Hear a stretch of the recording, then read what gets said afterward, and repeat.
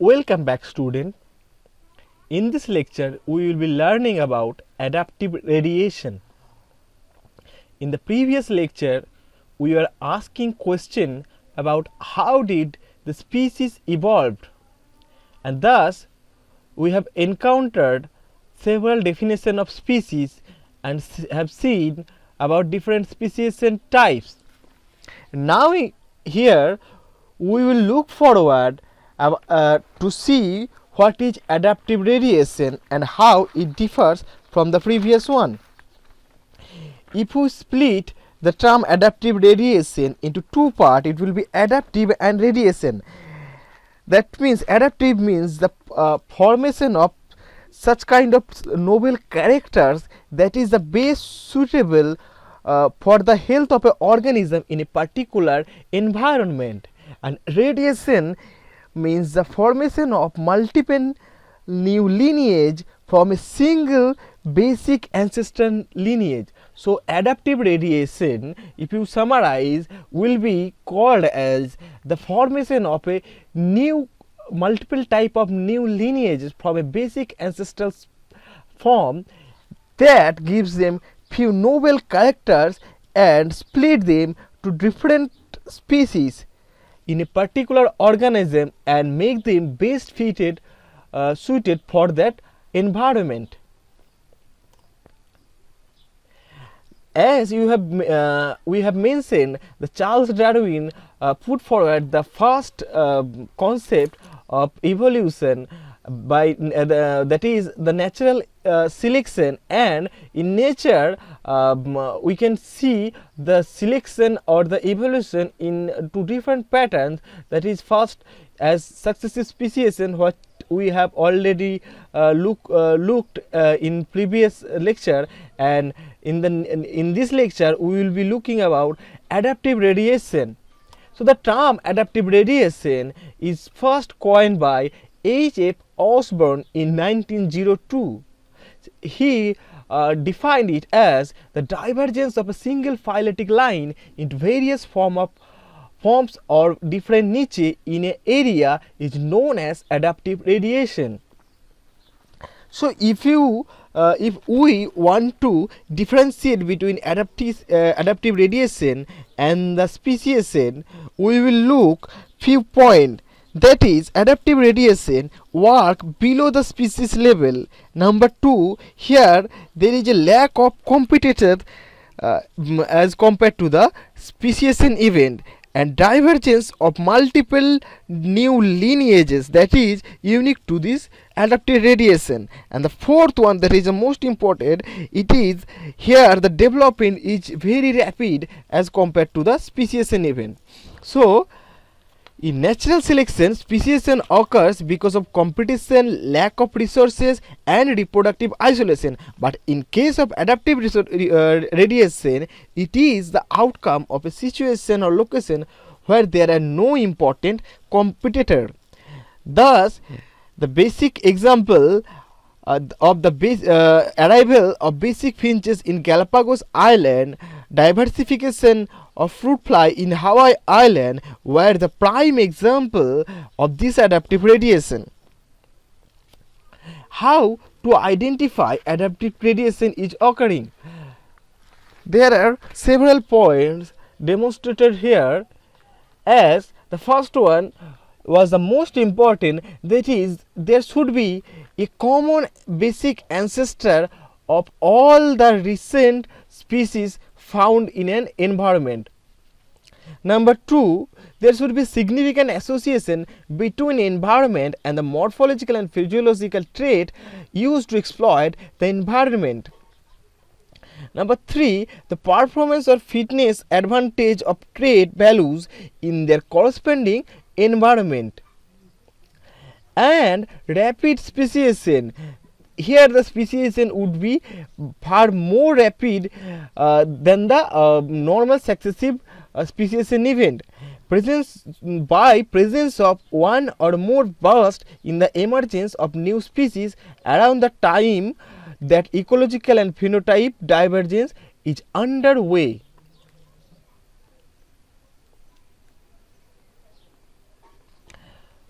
So what will be the causes that put forward this adaptive radiation? The first, the entry into a zone, adaptive zone. The species of such kind of environment, they enter into adaptive zone, that drive to cause adaptive radiation. For example, they evolve a key innovation in their own. For example, like the formation of wings in birds, and also they can invade to a new habit that is totally or some kind of different from their original habit. So they invade a new habit and exploit the resources there. So that will be a cause for adaptive radiation. Another one is the extinction or removal of competition. Every kind of competition give a pressure to any such kind of organism. So the increasing number of competition helps the organism to eliminate such kind of risk pressure the population of surrounding organism. Number 3 is ecological opportunity. Ecological opportunity means when there is no competition, there should be a more and more opportunity of a single organism to exploit, either unavailable to them, or they were unaware of that condition. So they got a new opportunity to utilize in their various forms. Number 3, that is a mass extinction that causes adaptive radiation, is the extinction of the dinosaurs. The extinction of dinosaurs have given a tremendous opportunity of the new species that arise afterwards, and all the small animals, herbs, insects that lived in their surrounding population, and after their removal, they got a huge opportunity, fearless chance to explore, to emerge a new character, to diverge the way they want to do. And that is the why the removal of a great enemy, or you call a competitor, helps them by utilizing the resources more and more and in a various kind of forms. So how did this happen? The mechanism of adaptive radiation. First, as I have mentioned, they got a ecological opportunity to which they can utilize, or they can use them in their own for their betterness. Thus, they release from the different factor of natural selection, like the genetic drift and polyploidy, which causes to move them in successive speciation, and thus they remove from those selections, and they move to the next point, that is the release from ecological niche. That means the release from all the competition, release from all the fears, all the unavailability, and they are totally released from the ecological niche. They are independent, so they look forward to communicate it, they look forward to establish a new niche, and that causes their rapid speciation and morphological diversification. And the morphological and anatomical diversification and the rapid flow of their speciation helps in the whole the population in the process of adaptive radiation. So we will now look forward to different prime example here. That is, first one as a Darwin's finch. Darwin's first saw speciation as a development of one of multiple new species in the evolutionary process. But he also saw that the rabbler finch and ground finch have evolved from a common ancestor, that a rabbler finch have long thin beaks perfect for eating insects, whereas the ground finch have thick blunt beaks ideal from breaking over the husk of nut and seed. So they are living in the same area, same habitat, but they are having a different kind of morphological changes as well as changes in their feeding types. So that is why he found that there are 14 different species are having different beak and bill structure. That because of there is a that because of their different criteria, different style of utilizing the resources. Thus, he concluded that all the 15 species of finches found on this island were from a monophyletic group, that is, a group of organisms which are all descended from a one basic ancestral species. That is, you can see here all the species are originated from ancestral seed eating ground finches, that is the basic species. But this basic species is yet unknown because of the lack of DNA. But here we have seen that the Geospiza nibulsi and Geospiza maginostris have thick blunt beaks of their descendant, but the Scandis species have the thin and what do you call the cylinder thin and cylinder beak. So that is a totally different forms, morphological changes in an area that helps Darwin to conclude about the adaptive radiation occurring in Galapagos Island. Another example is of marsupials in Australia.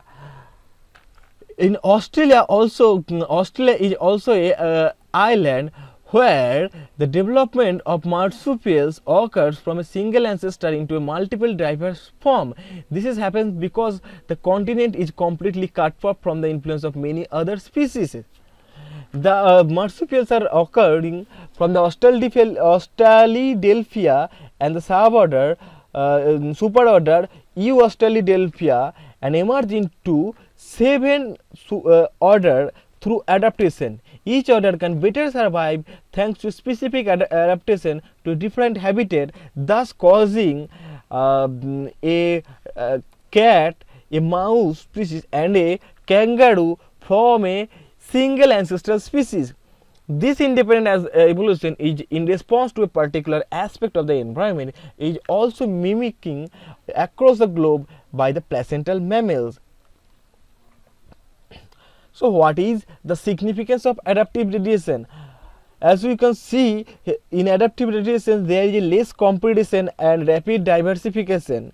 Along with that, the origin of new species occurring in this case.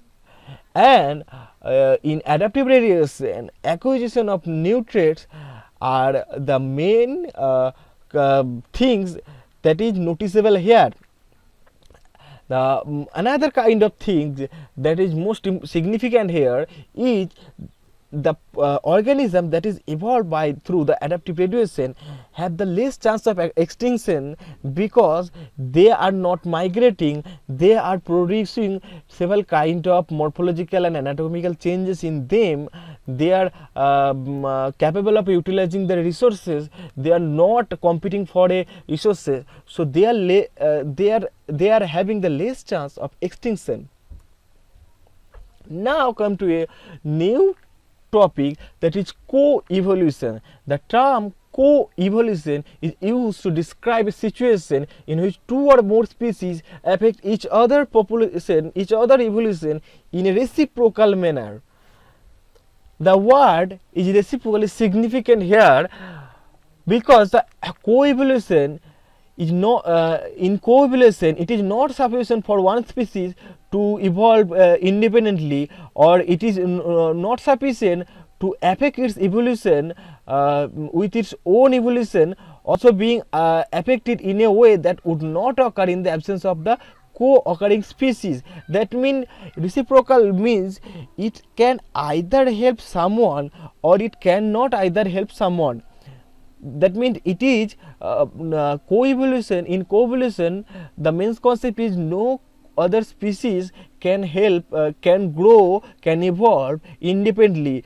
they have to manage their friends, their or you can say the kind of species available to their environment. They used to cultivate their new habit and their new morphological changes, and these things are happening in environment simultaneously, and that is where the reciprocal manner is important here. Now we will look how co-evolution in pollination influences the diversification of plants and animals. Pollinators foster the genetic variability and enhance the potential of plant for evolutionary changes. You know that insect, birds, bat and other type of pollinators learn the characteristics of a particular flower by deliberately visiting them preferentially, and this kind of animal behavior to the plant is known as constancy or fidelity. In contrast to that, many flowers are pollinated by a variety of animals, and there are few flowers are characteristics or specialized for a few pollinators, and that is also vice versa case for many animals are particular or specialized for a particular plant, and many plants are evolved to help for a particular animal, and this specialization is as a result of co-evolution is known as the pollination syndrome. Pollination syndrome has a significant contribution in the agriculture as well as in the conservation biology, because it helps the in agricultural practices the farmer used to cultivate bees population for pollinating the fruits, and that is why the evolution of animal insects and plant grows simultaneously.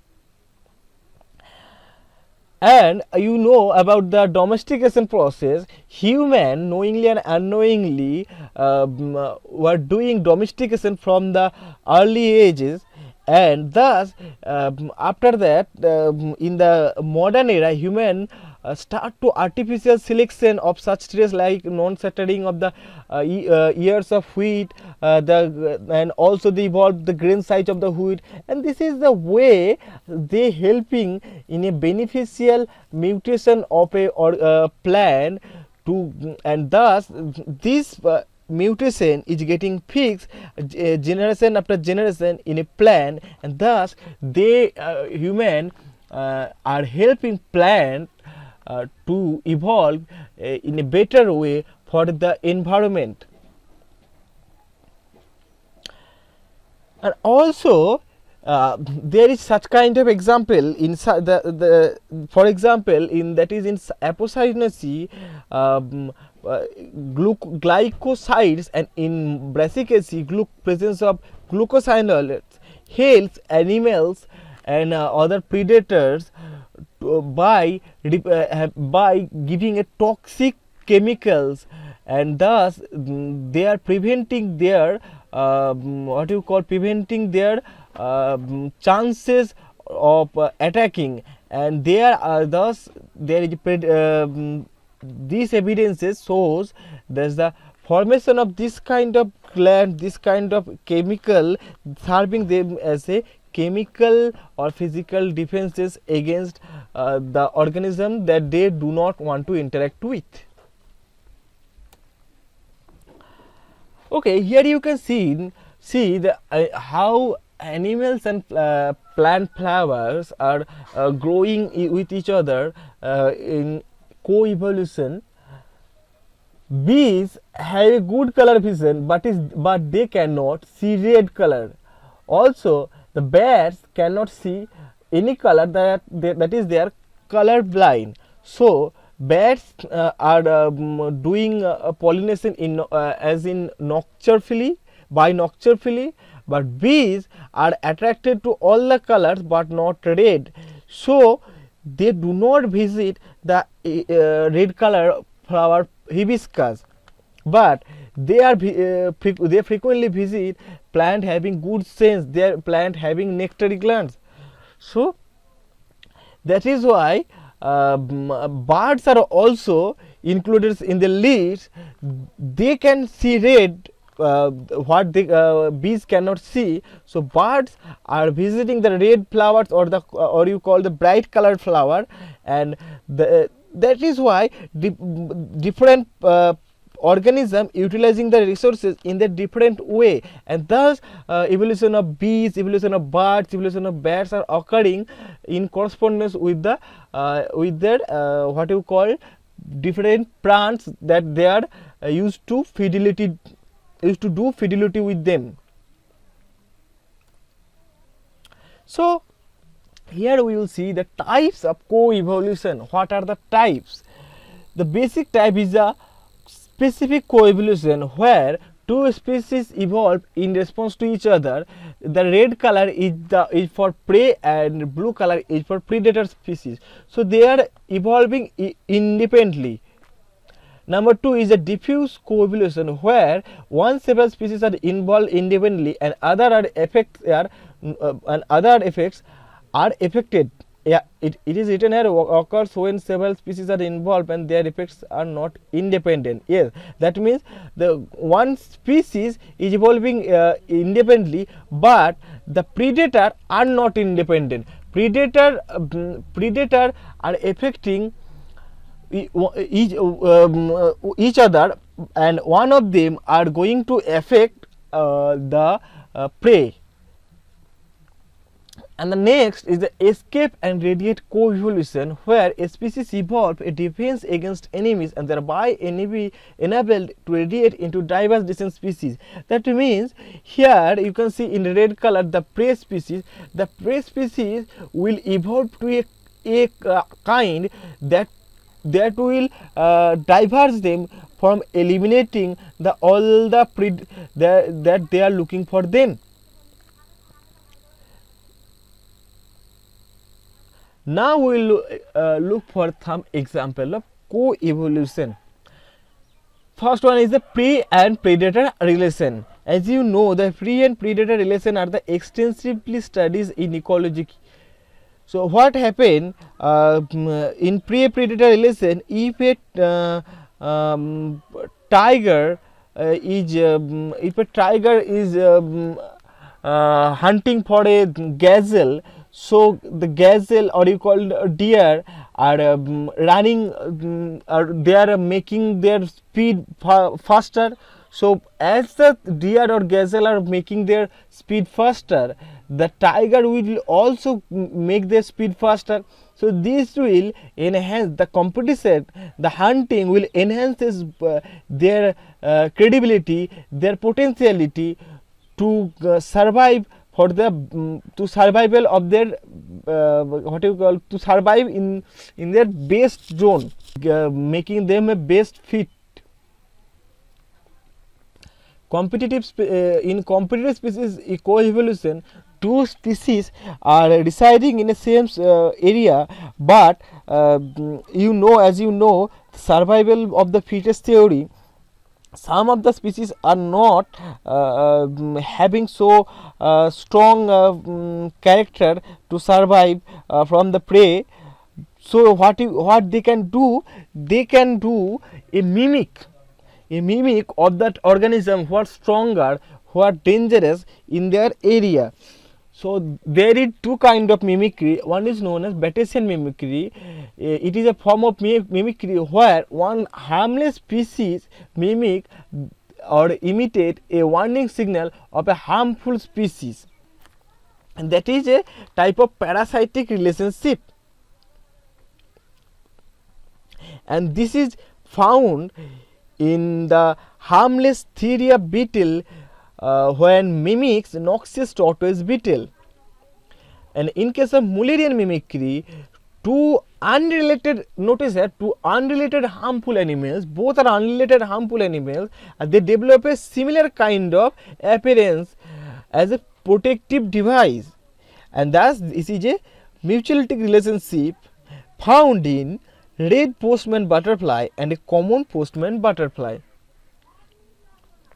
Mutualistic coevolution, as you have seen in long nosed bat feeding on agave flowers at night, because bats cannot see color, so they are doing nocturally, and the flowers are also doing by making their petals in light colored. And along with that, in case of other bird species, they are attracted to a red color or bright color in daylight, so they are in more vivid color and more bright color to attract the birds, and that is why the mutualistic coevolution occurs. And the last one is about host parasite coevolution. We know that the parasite that reduce the survival or reproduction chance of the host are known as the virulent. So how does this occur? Now, when the parasite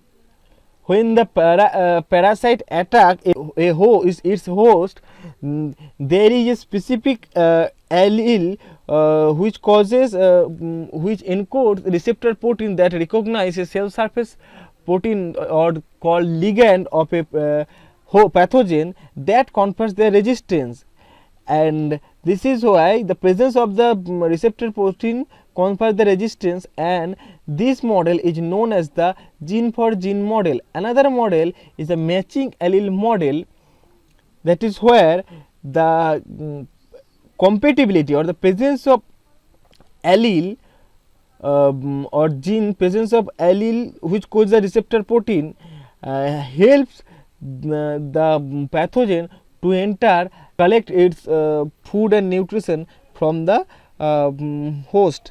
So gene for gene model and matching allele model are the two described model here, and the matching allele model are totally antagonistic to the gene for gene model.